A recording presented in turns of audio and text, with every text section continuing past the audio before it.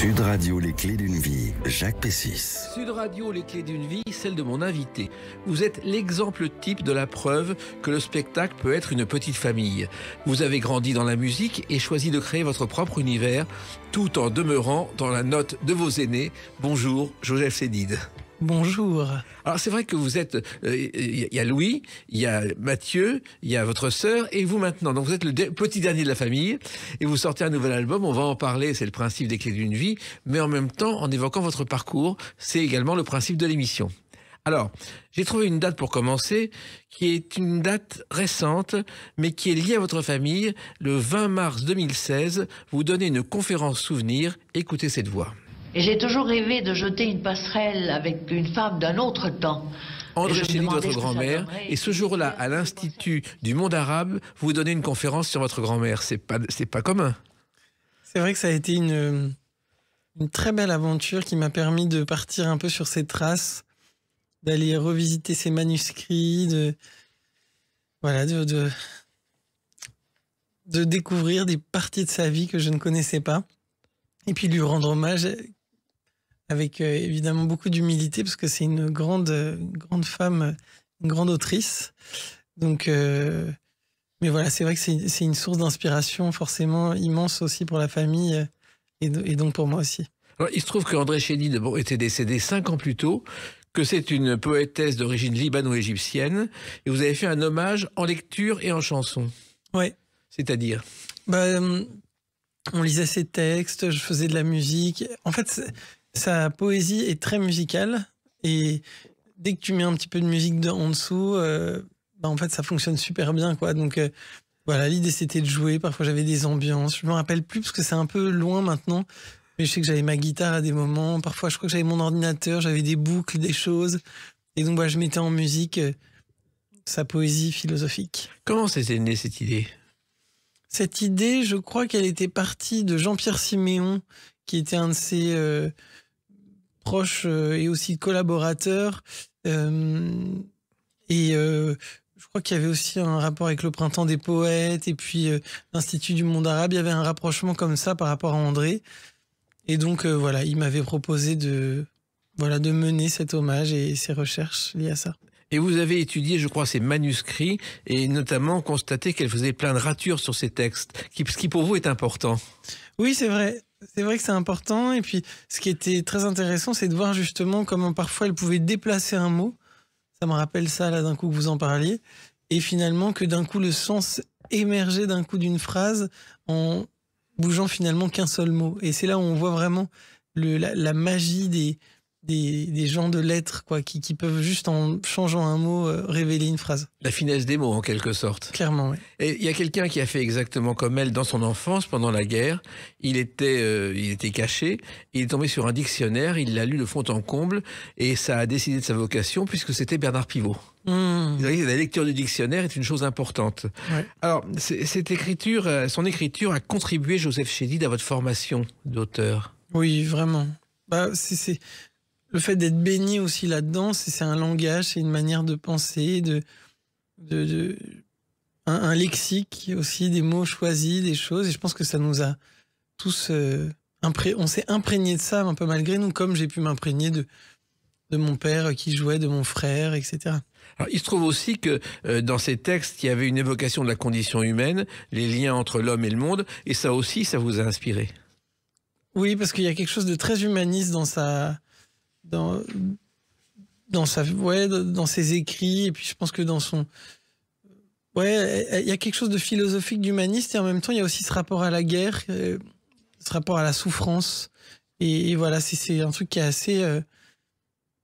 qui a assez cette opposition entre l'ombre et la lumière est assez présente, quoi. Et puis elle s'est préoccupée, André Chédid, de la condition de la femme en un temps où on n'en parlait pas.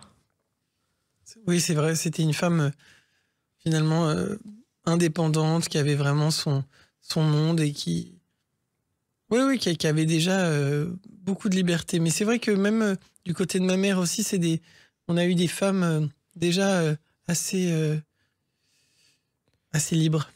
Il se trouve aussi une chose étonnante, elle n'aimait pas ses anniversaires, il fallait lui donner de l'argent, je ne sais pas si vous le savez, et un jour avec cet argent, elle s'est offert le plus beau des cadeaux, une concession au cimetière Montparnasse. C'est vrai. C'est assez étonnant. Oui, c'est vrai que... Voilà, et ça me fait penser aussi au fait que c'était une femme qui avait aussi tout un monde intérieur.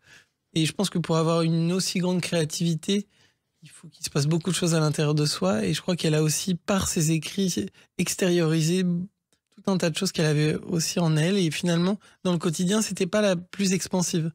Et alors, il y avait votre grand-père aussi qui a été directeur de recherche au CNRS, qui a été à l'Institut Pasteur, Selim. Et là aussi, il a beaucoup compté dans votre vie, dans celle de votre mère. Il a rencontré Picasso, Indira Gandhi. C'était pas n'importe qui. C'est vrai. Et c'était vraiment un homme d'histoire. C'était vraiment la personne qui nous racontait des histoires quand on se retrouvait à table et qui nous a aussi raconté des histoires de nos ancêtres et qui avait un vrai talent d'orateur. Alors, votre grand-mère a écrit une chanson et vous avez assisté à la création de cette chanson quand vous aviez 8 ans, je crois, Joseph Chédid. Vous parlez de Jody M, peut-être ? Hein ? Exactement. Oui. En fait, disons que j'y ai participé plutôt. C'est-à-dire qu'à l'époque, donc Jody M, qui était une chanson, qui est une chanson de mon frère, il avait écrit des accords, une musique. Je sais plus dans quel sens ça s'est passé, mais en tout cas, le thème de M était là. Et elle a trouvé donc ce Jody M, elle a écrit ce texte. Mon frère avait écrit cette musique. Et on s'était retrouvés chez mon père, je devais avoir 8 ans à l'époque. Et mon frère jouait, et j'ai joué ce thème ti-toum, ti-toum, tim-toum, ti-toum, au piano, qui est devenu le thème de la chanson. Et d'ailleurs, je crois que votre frère aime, je crois, 15 ans de plus que vous, oui. Mais finalement, vous étiez beaucoup plus proche de lui que de vos copains au départ. En tout cas, c'est vrai que c'est marrant. On avait à la fois, évidemment, on avait quand même dans nos copains, on était proches, mais c'est vrai que ça a été une configuration assez étonnante parce que c'est devenu un peu comme c'était nos grands frères, un peu pas semi-parents dans le sens où mais il y avait presque un rapport entre la parentalité et la fraternité, et en même temps, ils étaient très funky. Donc, on a vraiment fait nos premières mises en scène ensemble. On assistait à leur musique. Il y avait toute cette génération d'amis autour, qui était aussi toute une communauté de gens. Et donc, c'est vrai qu'on avait à la fois des amis qui avaient 15 ans de plus que nous, et puis des amis qui avaient notre âge, quoi. Et je crois que votre première chanson, c'est pour le baptême de M.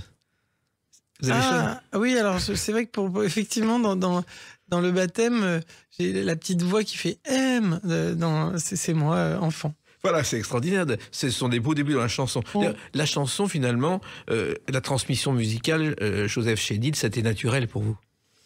Oui, je pense qu'on a été vraiment imprégné de tout ça, et ça a été notre école aussi. Enfin, ça, je crois que ça a été vraiment une de nos écoles assez inconsciente. Le fait de voir, d'écouter, c'est quand même une manière assez efficace d'apprendre. Oui, et puis toutes les formes de musique, aussi bien le rock que la chanson française, que le funky, tout y passait. Oui, c'est ça. C'est vrai que mes parents étaient très influencés par la musique anglo-saxonne, les Beatles, etc. Et en même temps la chanson française. Mon frère, plus avec Prince, le funk, Hendrix aussi, tout le côté plus rock, plus blues. Donc c'est vrai que moi j'ai absorbé tout ça avec beaucoup de joie. Et puis il y avait la soul music qui était quand même présente aussi. Ma mère écoutait beaucoup Al Green, tous ces gens-là. Stevie Wonder, mon premier album était un Stevie Wonder. Justement, Stevie Wonder, c'est le premier que vous avez écouté. Je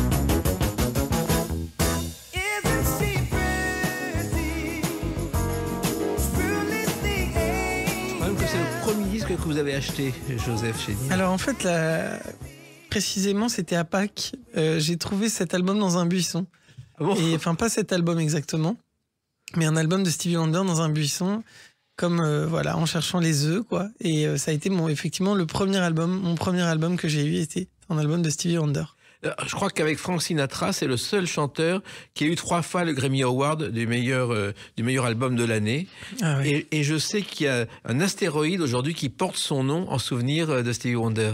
Waouh, mais il est toujours là en plus, Stevie Wonder, mais c'est vrai que il est déjà légendaire et c'est un grand génie de la musique. Il y en a beaucoup d'autres, femmes et hommes, mais c'est vrai que il aura marqué la musique forcément. C'est un visionnaire, et c'est vrai qu'il fait partie de ces artistes qui mélangent talent musical, diversité, autonomie, parce qu'il est multi-instrumentiste aussi, compositeur évidemment incroyable, musicien hallucinant, mais aussi spiritualité. Exactement, et on en parlera avec votre nouvel album. Mais il se trouve aussi que vous avez commencé, je crois, Joseph Chédid, la batterie et la guitare à 13 ans. Oui, alors je crois que la batterie, j'ai même commencé un peu avant. Mais oui, la guitare à 13 ans, je suis tombé sur une guitare et puis j'ai commencé à écrire mes premières chansons. Et enfin, disons qu'en fait, à l'époque, je faisais plutôt la musique et ma sœur faisait les textes. On écrivait nos chansons ensemble. Et on a commencé à faire des chansons, voilà, en fait. Et c'est vrai que cette forme-là a été assez évidente pour moi. J'adorais le mélange de pouvoir mettre des mots avec des notes et puis raconter des choses avec. J'avais pas du tout confiance en ma voix à cette époque-là, mais la forme déjà était évidente, quoi. Oui, et puis, alors, curieusement, en général, les jeunes musiciens travaillent dans un orchestre au lycée. Vous avez été au Platine pour faire danser vos copains. Oui, c'est vrai qu'il y avait ce côté un peu... On m'appelait Dijo à l'époque. Ah bon? Ouais. Et je sais plus qui avait trouvé ce nom, peut-être une de mes sœurs, probablement. Et Dijo, j'écoutais beaucoup de house music. C'était vraiment le boom de la French Touch à l'époque et tout. Avec les Daft Punk et puis toute cette scène... voilà, c'était vraiment le boom du moment et j'adorais faire ça. Et c'est vrai que c'est quelque chose qui me travaille souvent. J'ai envie de reprendre les platines un peu pour faire des choses, mais voilà, j'ai pas forcément l'espace encore pour le faire, mais ça reste un peu dans ma tête. Voilà. Et vous aviez aussi d'autres projets, et il y en a un qui s'est concrétisé le 28 mars 2011. À tout de suite sur Sud Radio avec Joseph Chédid. Sud Radio, les clés d'une vie, Jacques Les Pessis. clés d'une vie, mon invité Joseph Chédid, le frère de M, de Anna, le fils de Louis. Un nouvel album dont on parlera tout à l'heure. On a commencé à évoquer le début de votre carrière avec votre frère. Et il y a une date importante dans votre parcours.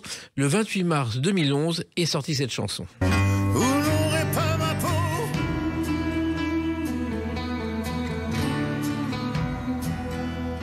n'aurez pas le troisième album chez Warner, où il avait eu le contrat du siècle. Et je crois que cette chanson, vous y avez largement contribué. Oui, j'avais composé la musique de cette chanson et c'était à l'époque Mister Mystère, quand on était en tournée avec mon frère, où justement, il s'était rencontré avec Johnny, qui était venu nous voir pas mal de fois en concert. Et il y avait cette chanson qu'on avait faite avec mon frère qui s'appelle Tanagra, et qui était un blues. Et lui, voilà, c'est ses racines, hein, de toute façon. Il a hébergé Hendrix chez lui, etc. Donc voilà, c'était son truc. Donc le fait de retrouver le blues et tout, ça lui a plu. Et donc ils ont fait cet album avec mon frère. Et j'avais composé cette chanson à cette époque-là. Et puis elle s'est retrouvée sur l'album. Voilà. Mais il se trouve qu'en plus, l'album, c'était un pari. Ils l'ont écrit en 15 jours, je crois. Oui, je crois qu'après, ils s'étaient donné une règle du jeu. Ils avaient fait pas mal de choses, effectivement, assez instantanément, ouais. Et l'album, ça a été enregistré aux États-Unis, à Los Angeles, dans un studio. Et Johnny arrivait avant votre frère. Je ne sais pas si vous étiez à cet enregistrement. Non, je n'y étais pas. Il arrivait avant, en pleine forme. Bon, ils étaient des sales gosses parce qu'ils faisaient beaucoup de choses drôles entre eux. Et je crois que l'album n'a pas marché autant que Johnny l'espérait. Mais il a tellement aimé qu'il avait, jusqu'à la fin de sa vie, la pochette agrandie dans son appartement, dans sa maison de Los Angeles. C'est beau ça, je n'étais pas au courant de cette histoire. En tout cas, ce que je peux dire, c'est que Johnny, je l'ai côtoyé et que c'est vrai que c'était quelqu'un de très à part et qui m'avait beaucoup inspiré. Et notamment qu'on avait joué sur scène, j'ai eu la chance de jouer de la batterie avec lui à Bercy, venir de cette voix, transpercer les enceintes d'une puissance rare et de me dire waouh, c'est vrai que ce monsieur est quand même dans une autre galaxie. Oui, et vous avez parlé avec lui, il vous a parlé de votre musique ? En fait, on n'a pas parlé. Moi, j'étais trop timide à l'époque pour parler de ma musique et tout ça. Mais en tout cas, je lui demandais ce qu'il faisait, comment il faisait avant les concerts pour chauffer la voix. Et puis, je l'avais surtout, ce qui m'a énormément marqué, c'est de le voir backstage, sur le côté de scène, avant le concert, la tête dans les mains comme ça, comme un enfant de 15 ans sur le côté tout seul. Et en fait, tellement en train de se concentrer, de s'imprégner de... Et là, je m'étais dit, waouh, c'est quand même la grosse classe, quoi. Ah, mais moi, je l'ai vu travailler, mais pendant des heures, il avait un Walkman sur la tête, on ne lui parlait pas, il apprenait sa chanson. C'était un immense travailleur, mais il avait en même temps l'instinct de la scène, il avait l'instinct du public. Incroyable, ouais, vraiment une rencontre mémorable. Alors, il y a une autre aventure familiale qui a commencé le 21 mai 2015 à l'Olympia. Wow, t'as beau pas être beau, monde cinglé. Alors là, c'est une aventure familiale, la famille Chédid sur scène, tous les 4, ce qui était un événement, parce que à l'Olympia, à part les Jackson 5, il y a longtemps, avec Michael qui avait 5 ans, et aujourd'hui Alain Souchon et ses fils, il n'y a pas d'exemple. Ouais, c'est vraiment venu d'un moment... on s'est retrouvés tous sur scène après un concert de mon frère aussi, enfin pendant un concert de mon frère plus précisément, et on a chanté cette chanson de mon père, on ne dit jamais assez aux gens qu'on aime qu'on les aime, et on a vraiment ressenti une ferveur spéciale du public, et l'idée a germé de se dire mais tiens, si on faisait quelque chose ensemble, et on est parti donc faire cette tournée, et ça a été un moment très spécial qui nous a tous beaucoup nourris, et puis c'est vrai que qui montrait cette sincère cohésion qu'on peut avoir les uns avec les autres. Et c'est vrai que ça fait du bien, je pense, dans notre époque, d'assister à ce genre de choses, parce que c'est vrai qu'on est plus souvent dans la division que l'inverse. Donc voilà, c'était bien pour nous. Et puis j'ai l'impression que les gens ont passé un bon moment aussi. Oui, je crois qu'il y a eu une trentaine de dates. Et ce qui est étonnant, c'est d'arriver à trouver les chansons, à les répéter et à se partager les rôles. C'était pas évident au départ, Joseph Chédid. On a essayé de trouver un équilibre comme ça, une forme de parité un petit peu. On a pris un peu des chansons de chacun. Et puis voilà, il y avait une espèce d'équilibre comme ça qui était quand même pensé. Et puis de toute façon, on n'a pas vraiment composé de chansons. On réinterprétait que des chansons de nos répertoires respectifs. Donc s'il y avait déjà, voilà, les chansons étaient là. Et à chaque fois, c'était complet partout. Et je crois que la dernière date, c'était une déferlante. C'était à la Fête de l'Humanité. Oui, c'est... Non, ça a été vraiment des moments uniques, précieux, très forts. Et on a aussi joué à l'Opéra Garnier, qui était une aussi des dernières dates. On a dû faire 6 ou 8 Olympia, donc ça a vraiment été et puis des très beaux festivals. Et puis ce qui était beau, c'est qu'il y avait ce côté famille sur scène, c'est-à-dire que il y a des moments où on jouait dans des festivals immenses et on s'accompagnait les uns les autres. Et moi, je faisais quand même beaucoup de batterie aussi, enfin un peu plus de batterie que les autres pendant ce concert, et parfois de me retrouver dans des énormes festivals à jouer de la batterie alors que t'as 30 000 personnes devant toi, et que finalement t'es pas batteur de concerts comme ça tous les jours. On s'est retrouvé vraiment face à des moments des moments fous finalement, mais c'était beau. Et j'ai vu des images et on sent dans le regard de votre père Louis Chédid une sorte de fierté, de bonheur. Ouais, je pense que effectivement, parce que c'est des moments de réconciliation, on se retrouve. Quand je dis de réconciliation, c'est pas qu'on était fâchés, mais c'est plus dans le sens où, voilà, c'est des moments où on se dit, ouais, j'ai vécu ça, et je crois que on sait tous au fond de nous, on a tous la fierté de se dire, on l'a vécu, et ça fait partie de notre vie, quoi. Donc, on se dit, voilà, ça, on l'a vécu, et ça nous a amené. Ce qui est beau avec la musique, c'est que ça permet aussi de se dire des choses qu'on peut pas toujours se dire avec les mots, et donc voilà. Quand je parle de réconciliation, c'est que je suis sûr que ça nous a encore soudés à des endroits de vivre ça. Alors, ce qui est étonnant, Joseph Chédid, c'est que l'album est né après la tournée. Lequel? L'album à Saint-Rémy-de-Provence que vous avez enregistré sur cette tournée. Alors, c'est vrai que ça peut paraître étonnant, et en même temps, c'est vraiment naturel dans le sens où cet album, d'ailleurs, c'était une règle du jeu très spéciale. On a enregistré en 3 jours la trentaine de chansons qu'on jouait sur scène. Donc on avait vraiment 3 prises maximum, on jouait en live, tous ensemble. C'est assez rare maintenant, ça n'existe plus de faire des albums comme ça. Mais par contre, c'est vrai que si t'as pas fait quelques dates avant, vaut mieux même pas se lancer là-dedans. Donc en fait, c'était assez logique qu'on enregistre toutes ces chansons-là après les avoir rodées. En général, c'est ce qui se faisait jadis. Exactement. Les chanteurs rodaient leurs chansons en tournée et après ils enregistraient. Voilà, exactement, c'est bien ça. Alors dans cet album, il y a quand même une chanson inédite de la tournée. Si j'étais le feu, Je serai l'eau, je serais l'air. moi la terre, Au-delà du du jeu de l'ego. C'est l'écriture inclusive avant la lettre F.O.R.T. Ouais. Qu'est-ce que c'est? Pourquoi ces initiales? Alors fort, pourquoi fort? Parce que bon, feu, eau, air, terre et tout ça. Mais fort, en fait, c'est aussi une traduction de Chédid. En arabe. Voilà, c'est ça. Donc voilà, il y a eu ce parallèle qui a été fait avec les éléments. Et cette chanson, je crois, est née à Montréal, Joseph Chédid. Elle est née à Montréal, elle est née aussi un petit peu à Saint-Rémy. Je me rappelle aussi qu'on l'a travaillé encore là-bas. Et Voilà, elle a voyagé pas mal et c'était assez marrant d'arriver à faire une chanson tous les quatre. C'était pas gagné parce que chacun avec sa sensibilité, ses trucs. Mais on y est arrivé, c'est déjà une belle prouesse. Et c'est notre première œuvre collective. C'était une belle expérience aussi, c'était marrant de faire ça. Vous n'avez pas regretté de ne pas l'avoir fait en tournée? Je crois qu'on l'a un petit peu joué dans un second temps, peut-être à la sortie de l'album, on a dû faire quelques... Mais on l'avait pas faite, donc on pouvait pas regretter de ne pas l'avoir faite. Alors, il se trouve aussi que vous avez enregistré donc, au studio La Fabrique à Saint-Rémy-de-Provence, Oui. où il y a un truc très particulier, et c'est la demeure d'un critique musical qui s'appelait Armand Panigel, et il y a 200 000 vinyles de musique classique, dont 78 78 tours. C'est la plus grande collection privée de vinyles de France, léguée par ce critique. Incroyable, je ne le savais pas. Voilà. Et c'est vrai que là, on enregistre tranquillement en famille, loin de Paris, sous le soleil. Ouais, c'est un beau lieu, il y a des belles bibliothèques, le son est bien, c'est un studio mythique, il y a eu quand même Radiohead qui est venu là-bas déjà, et puis tellement d'autres. Non, c'est un bel endroit qui est inspirant, avec un beau son, et c'était rigolo. Mais c'est allé très très vite, comme on devait tout enregistrer en 3 jours et qu'il y avait énormément de chansons. De toute façon, on n'a même pas eu le temps de voir la collection de vinyles, quoi. Voilà, et même pas de profiter du soleil. Il y aura plus de tournées comme ça, c'est la seule. Bah, je sais pas en fait, je sais pas trop. Mais en tout cas, ce qui est sûr, c'est que ça se fera si ça doit se faire mais je peux pas dire non plus assurément que ça n'arrivera plus, mais c'est pas certain que ça arrive non plus.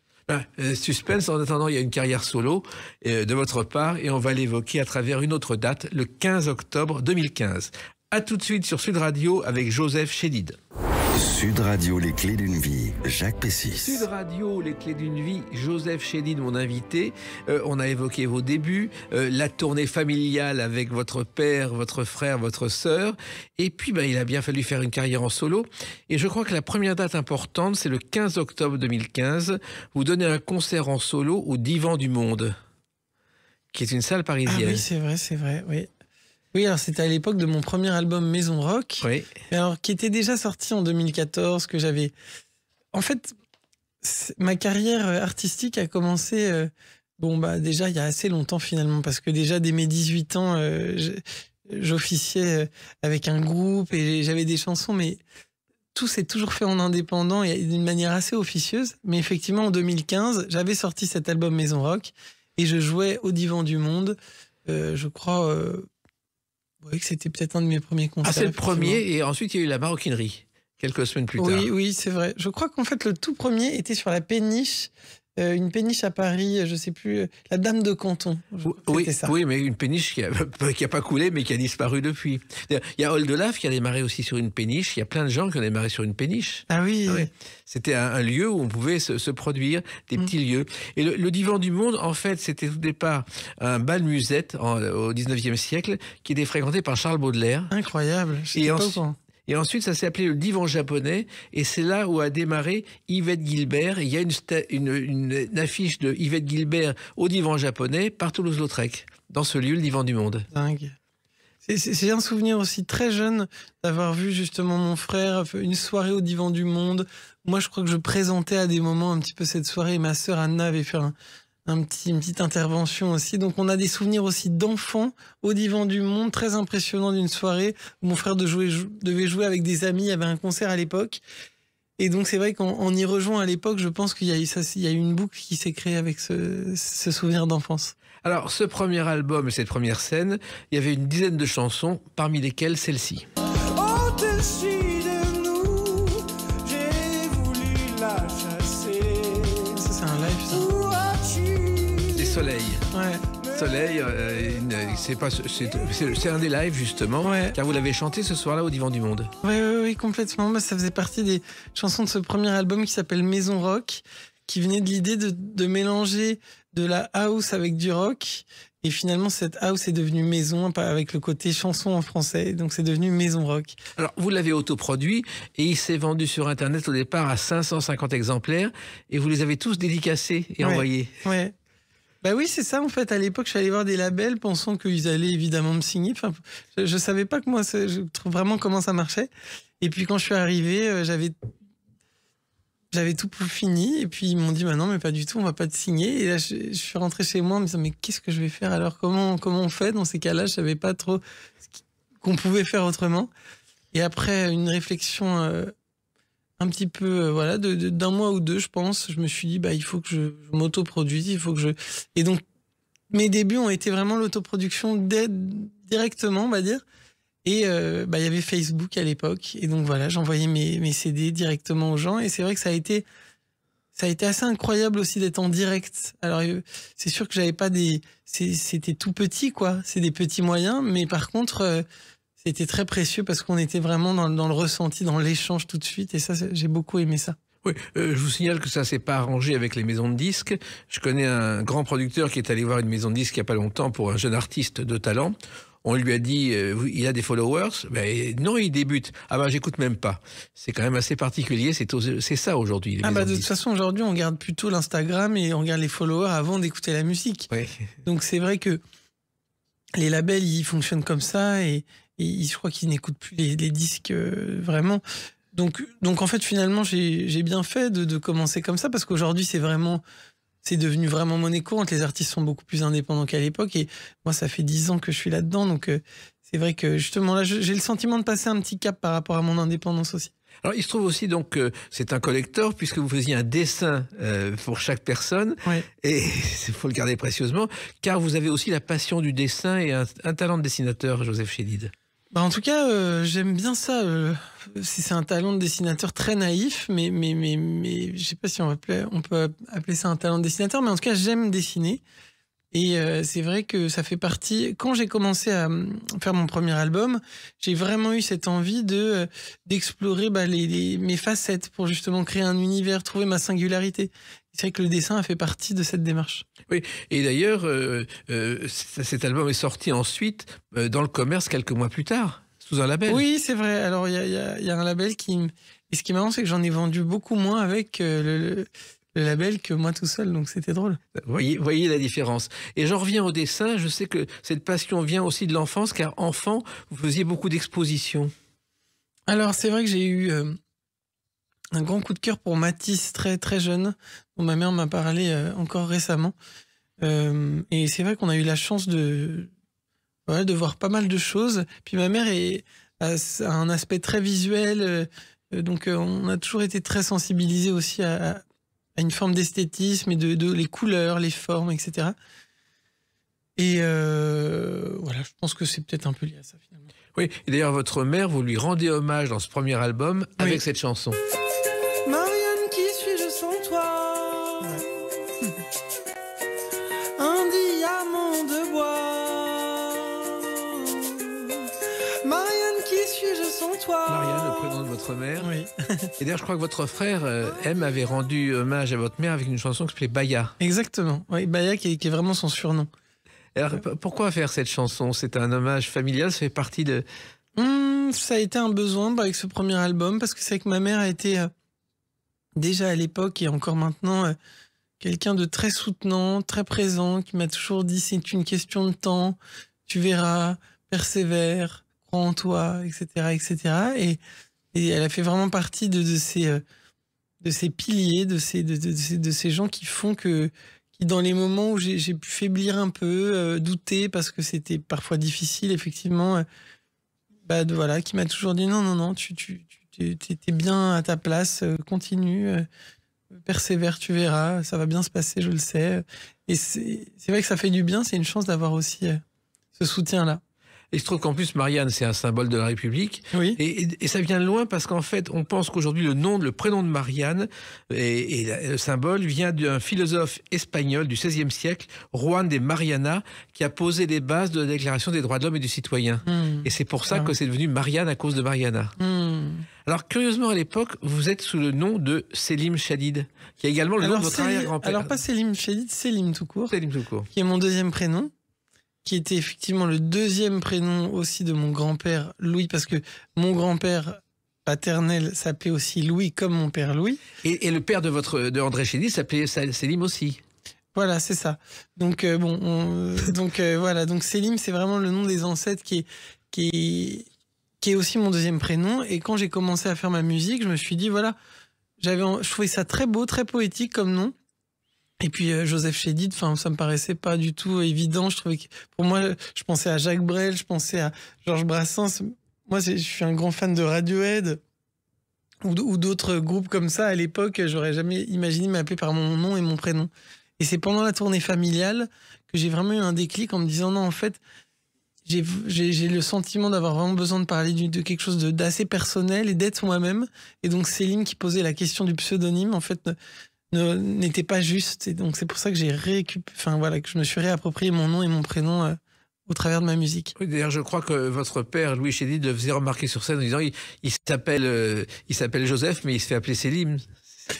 Oui, c'est vrai qu'en tout cas, à l'époque de la tournée familiale, on était présentés aussi avec nos noms de scène, ma sœur et moi. Et c'est d'ailleurs à ce moment précis que j'ai pris conscience que non, c'était pas Selim, c'était Joseph. Mais voilà, c'était bien pour commencer parce que c'est vrai que faut pas oublier que quand on est adolescent, on construit son identité et que la comparaison peut être un petit peu pesante dans ces moments-là. Alors, vous parlez de Georges Brassens, et il se trouve que Georges Brassens avait une passion, les chats. Et les chats, d'ailleurs, il partait régulièrement après ses récitals à la campagne pour nourrir ses chats en pleine nuit, à bord de sa Citroën. Et chat, c'est important pour vous, parce que je crois qu'il y a une chanson et puis le prénom de votre femme, le surnom de votre femme. Oui, le surnom de pas de notre femme. De votre femme. De ma compagne. Ouais. Et on a un chat aussi, d'ailleurs, qui s'appelle Pikachu. Donc oui, c'est vrai que les chats sont là, sont avec nous. On aime les chats. Et j'aime profondément cette femme qui s'appelle Charlène Juarez, qui est une artiste très talentueuse d'ailleurs, et oui, qu'on surnomme Chat. Et dans ces albums aussi, puisque c'est la famille, je crois qu'Émilie avait réalisé le clip d'un titre. Alors, oui, alors c'est pas le titre Comme des chats, justement. Non, c'était Paranoia, je crois. Paranoia, c'est ça. exactement, oui, Paranoia. Et puis, Émilie a fait encore des clips très récemment de mon album aussi qui vient de sortir. Donc, voilà, elle est là depuis le début et elle me suit encore. Voilà. Et vous êtes passé donc de Selim à Joseph avec cet album. Reste fort, concentré, sans t'éparpiller, faut se recentrer. Elle coule à flot comme en flux, c'est un flux de vie. Alors, Source, un album très particulier puisque c'est en 3 épisodes, en 3 parties, ce qui est assez unique. Ouais, c'est vrai. C'est ça qui est bien qu'on est indépendant et en même temps qui est parfois compliqué, mais c'est qu'on fait ce qu'on veut. Donc voilà, j'avais sorti cet album en 3 parties. Et voilà, Source a été vraiment le moment de la transition où je me suis dit, ok, je vais reprendre Joseph parce qu'en fait, j'ai pas envie d'être dans un personnage ou quoi que ce soit. Je veux que ça parte de moi et puis après, je peux faire ce que je veux à partir de là. Et Source a été un album tumultueux dans le sens où, justement, ça a été aussi un moment s'approprier son nom, son prénom, assumer aussi, avec tout ce que ça impliquait, toute une forme de lourdeur par rapport au contexte qui était pas neutre et donc aux comparaisons aux choses, avec ma sensibilité aussi un peu introvertie parfois, pas avoir envie de déranger, en même temps avoir profondément envie de faire ça. Et donc, ça a été un vrai processus, mais qui m'a amené, une fois l'album fait, et pendant les concerts et tout, à me rendre compte que c'était vraiment sur mon chemin que j'allais m'épanouir le plus. Voilà. Et en même temps, cet album a eu un certain succès. Et il y en a eu un 3e avec une chanson qui est un peu le symbole de ce que vous faites aujourd'hui. Alors souffle, expire, cet air anxiogène. Laisse le monde un instant, prends donc une bouffée d'oxygène. Vous avez besoin de bouffées d'oxygène pour respirer et pour prendre le temps de créer, Joseph Chédid. Oui, c'était l'époque confinement, Covid, souffle et tout ça. Alors c'était évidemment moi de percuter l'importance de la respiration aussi au travers de la méditation, de choses comme ça. Et puis le parallèle avec les masques, tout le truc où on n'arrivait plus à respirer, on était tous confinés et tout. Et donc Souffle a été, oui, ce petit EP un peu de transition entre l'album Source et l'album qui vient de sortir. Et c'est vrai que l'inspiration est venue comme ça. Petit à petit, vous ne cherchez pas l'inspiration, elle vous vient naturellement. Elle vient par le cheminement naturel des choses et mon chemin de vie qui fait que y a des choses que que j'apprends, que j'ai envie de remettre dans mes chansons pour les partager ensuite. Quand il y a des choses qui me font du bien, j'aime bien les remettre dans des chansons parce que je me dis que ça peut peut-être se diffuser. Vous aviez songé d'ailleurs à ajouter une BD à votre deuxième album, vous n'avez pas eu le temps. En fait, c'était un album qui n'est pas sorti, où j'ai écrit tout un conte et une histoire, un double album que j'ai fait vers la période de Souffle, oui. Mais qui est dans les tiroirs parce que c'était un peu trop ambitieux et que voilà, je savais pas comment sortir un projet comme ça à ce moment-là. Mais il existe, il est là, donc il aura son moment peut-être. Peut-être, en tout cas, en attendant, il y a un nouvel album qu'on va évoquer à travers la date du 25 mars 2025. A tout de suite sur Sud Radio avec Joseph Chédid. Sud Radio, les clés d'une vie, Jacques Pessis. Sud Radio, les clés d'une vie, mon invité est Joseph Chédid. On a évoqué donc votre parcours en solo, le parcours familial et les premiers albums. Et le 25 mars 2025, c'est le départ d'un nouvel album qui s'appelle Hey Friend. Et d'ailleurs, une chanson de cet album porte ce titre. Mesmo pisando em outro chão, compartilhamos uma conexão. Hey friend, just tell me how you got to know who really I am. Alors là encore, c'est du Joseph Chédid pur et dur, c'est-à-dire que vous avez commencé à sortir cet album en digital et en prévoyant la sortie physique en octobre prochain. Ah oui, non mais c'est ça, on est complètement à contre-courant de tout. J'ai commencé à réfléchir à ma promotion une fois que l'album était sorti, enfin bon, tout ce qu'il ne faut pas faire entre guillemets, et en même temps, est-ce qu'il y a vraiment... Il n'y a plus de règles, je crois. On arrive à un moment où c'est tellement chaotique qu'en fait, la règle, c'est d'être soi-même, d'être sincère, de construire des belles choses, de se réunir les uns avec les autres. Et cet album, justement, voilà, c'est un appel à la réunion, à la fraternité, au fait d'être dans le partage, dans l'échange et ouais, dans la bienveillance, quoi. Et comment est venue cette idée, justement, d'être dans la bienveillance, ce qui n'est pas si fréquent aujourd'hui, à part Michel Drucker? Ça paraît complètement incroyable de se dire que c'est pas courant. Et malheureusement, c'est venu de la triste actualité du monde, de la violence, des guerres, de la souffrance permanente, et puis de ces fractures qui se créent de plus en plus entre les êtres humains, du fait de s'isoler dans nos mondes. Et en fait, oui, c'est il me semble que c'est un besoin vital pour préserver notre humanité, quoi. Parce que si on est tous déconnectés de tout et les uns des autres et qu'on pense qu'à nous, ça risque de pas très bien se passer, quoi. Oui, en même temps, vous avez voulu traduire tout cela en chanson. Oui, parce que je trouve que c'est la meilleure manière de diffuser des messages je trouve que c'est vrai que la musique, je trouve qu'elle est quand même... Elle mélange le fait de transmettre un message qui peut être assez pragmatique avec la vibration cosmique, quoi, le divin, quoi. On est vraiment dans le cosmique, dans la vibration, c'est tellement ancestral. Et je trouve ça bien de mélanger terre avec cosmos, quoi. Cet album, ça a commencé par l'écoute de plein de chansons, c'est-à-dire Nirvana, les Beatles et quelques autres. Oui, alors c'est vrai que les inspirations de cet album, c'était effectivement, il y avait j'étais bercé par Mac DeMarco, Tame Impala, tous ces groupes finalement qui étaient là depuis un moment, mais tous ces sons que j'adorais, j'avais envie de mélanger pas mal d'influences différentes, ce côté un peu plus lo-fi qu'on peut dire, c'est-à-dire une musique qui est un peu tordu, un peu crade, un peu... et voilà. Et aussi le fait de mixer mes propres chansons, qui était un peu nouveau aussi pour moi. Et donc voilà, d'aller beaucoup plus loin dans le processus. Et ça a été... Voilà, je me suis servi de pas mal d'inspiration pour essayer de trouver le son de cet album qui est un peu hybride entre tout ça. Oui, mais en même temps, le mixage qu'on fait soi-même, c'est plutôt rare chez un artiste. D'abord, faut savoir le faire. C'est vrai que ça a été l'objet des 2 ans et demi passés d'avant où j'ai travaillé sur cet autre projet et j'ai beaucoup mis les mains dans le son, j'ai beaucoup expérimenté. Ça a été assez laborieux pendant un temps. Et puis au bout d'un moment, je me suis rendu compte que j'avais appris à faire... j'avais appris à connaître un peu les outils, les choses. Et c'est vrai que c'est très jouissif aussi d'avoir une note dans la tête et puis d'un coup d'aller jusqu'au mixage et vraiment d'aboutir une vision, quoi. Et puis, vous avez aussi beaucoup lu, je crois, des livres de philosophie, notamment. Ah oui, oui, complètement. Il y a un livre de Mathieu Ricard qui s'appelle Plaidoyer pour le bonheur, qui a été vraiment un livre important pour moi aussi pendant cette période. Et d'ailleurs, il y a Je suis heureux pour toi dans l'album qui parle de se réjouir du bonheur de l'autre.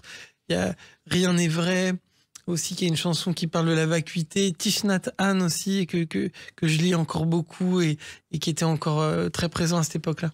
Et c'est fou d'ailleurs parce qu'aujourd'hui les philosophes ont retrouvé une part de vérité chez le public, alors que Dalida, quand elle lisait Teilhard de Chardin, on se moquait d'elle et c'était la risée de tout le monde.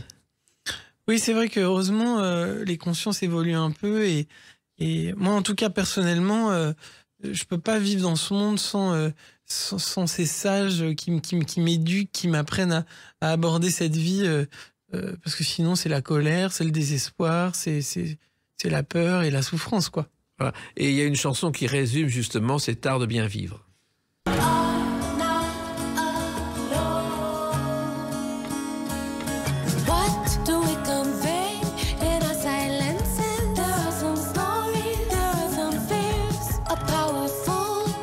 Silence, un titre paradoxal d'ailleurs que vous avez enregistré avec une chanteuse australienne.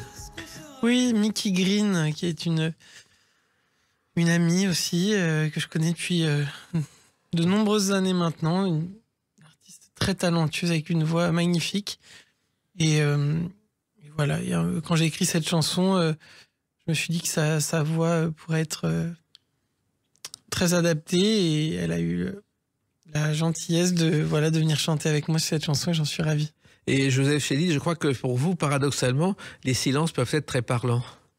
Bah, de toute façon, il y a plein de types de silences différents. C'est vrai qu'il y a des silences pesants, il y a des silences merveilleux, des silences pleins d'amour, des silences de pudeur, des silences de... Voilà, dans les silences, il y a des univers, il y a tout un monde.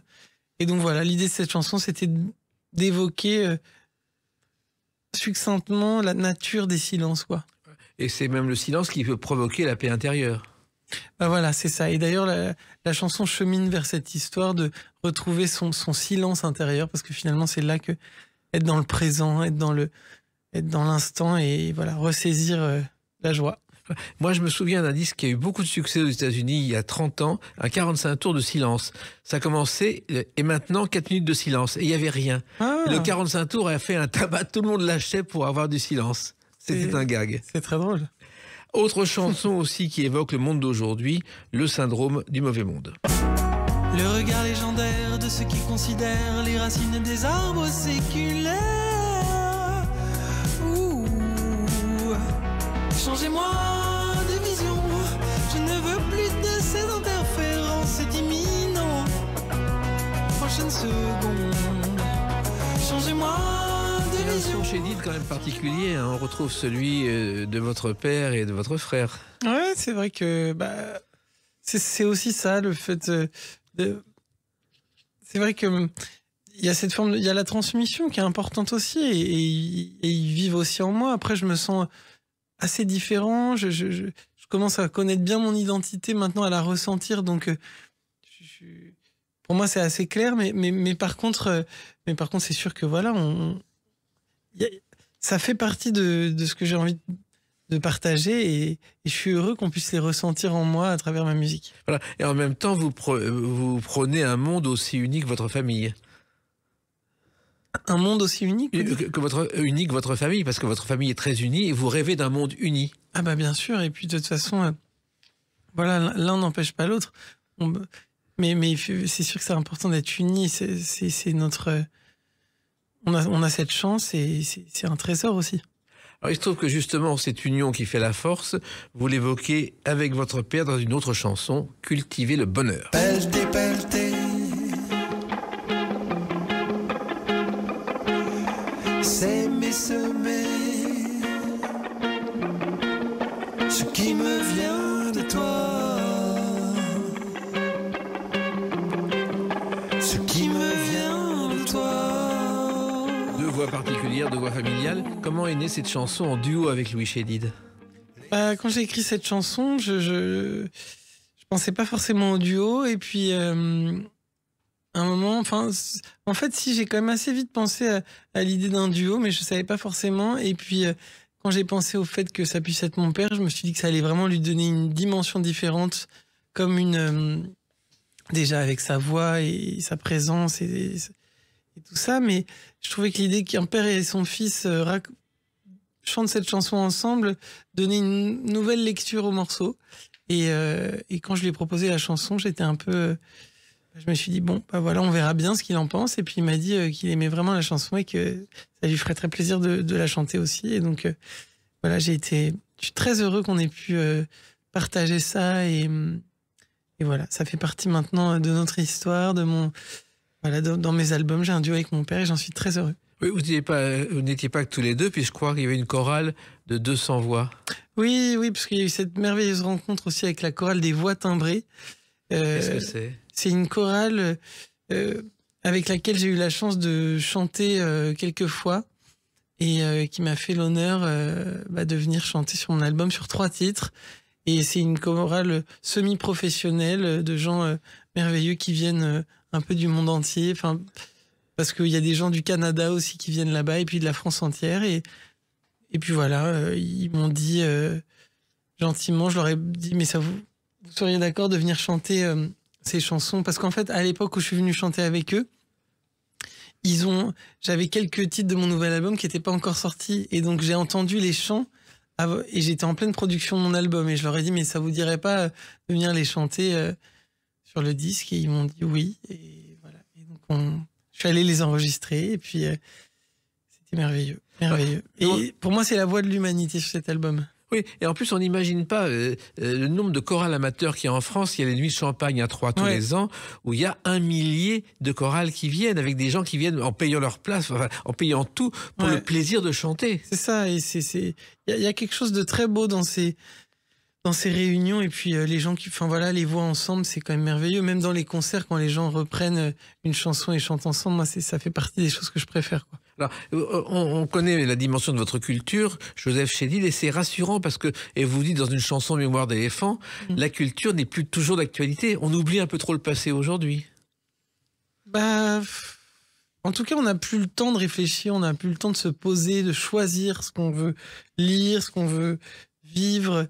On subit un peu le flot de la vie et je crois qu'il faut arriver à ralentir suffisamment pour choisir un peu ce qu'on consomme. Et c'est important. Et il y a tellement de richesses, tellement de merveilles culturelles que c'est dommage de passer à côté de ça et de passer sa vie à s'abreuver de vidéos algorithmiques qui arrivent les unes derrière les autres, même s'il y a des trucs aussi bien là-dedans. Mais c'est vrai que voilà, c'est bien de lire aussi, de faire d'autres choses. Donc voilà. Alors, il y a cet album, mais j'ai vu aussi sur Facebook que Maison Rock, votre premier album, ressort 10 ans après, mais sous le nom de Joseph Chédid. Oui, parce que du coup, c'était pas sur les mêmes pages et tout, et donc on s'y retrouvait pas. Donc j'ai réuni Maison Rock sur mes pages de Joseph. Puis il y a vos débuts au cinéma, dans un film qui s'appelle Joseph. Oui, alors c'est une aventure assez incroyable aussi.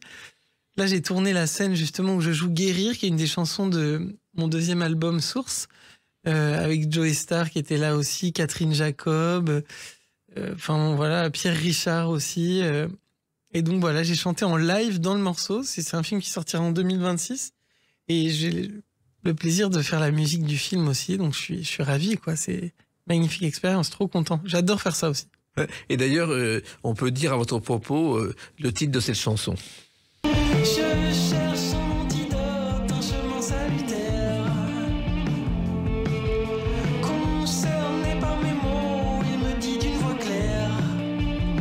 Je suis heureux pour toi. C'est vrai que c'est un symbole finalement de votre bonheur et du bonheur que vous voulez apporter. Oui, c'est ça. C'est se réjouir du bonheur de l'autre. Ça fait du bien et je trouvais ça bien d'en parler. Et puis moi, de toute façon, c'est aussi des petits mémos, ces chansons. C'est une manière de se rappeler, voilà, de direction, de choses, souffler, respirer, se réjouir du bonheur de l'autre, ne pas s'identifier à son mental. Qu'est-ce qu'on fait de notre mémoire? Qu'est-ce qu'on fait qu'est-ce qu'on ingère? Voir la beauté du monde malgré tout. Et voilà, tout ça, c'est des petits reminders. Je construis le monde dans lequel je me sens heureux et j'ai envie de le partager avec un maximum de gens. Et vous allez le continuer pour votre plus grand bonheur. Exactement. Ne changez rien. Il y a cet album, effectivement, qui vient de sortir, Hey Friend, sur digital, qu'on aura en physique à la rentrée. C'est ça. Détourné. Ouais. Et là, je suis en train de lancer un financement participatif où les gens, justement, peuvent acheter leur vinyle, acheter leur CD et participer, justement.